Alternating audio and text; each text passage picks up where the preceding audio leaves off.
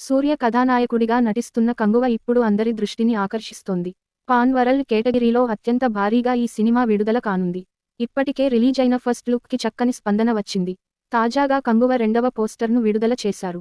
తమిళ period war drama చిత్రం సూర్యని రెండు విభిన్న అవతారాల్లో ఆవిష్కరించనుందని ఈ పోస్టర్ వెల్లడిస్తోంది. మొదటి పోస్టర్లో ప్రేక్షకులకు పరిచయం అయిపోయిన యోధుడిని చూపిస్తూనే మోడ్రన్ గెటప్లోను సూర్య కనిపించాడు.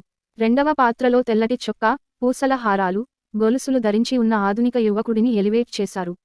రెండవ పోస్టర్లో సూర్య రెండు విభిన్న రూపాలు ఎంతో ఆకట్టుకున్నాయి.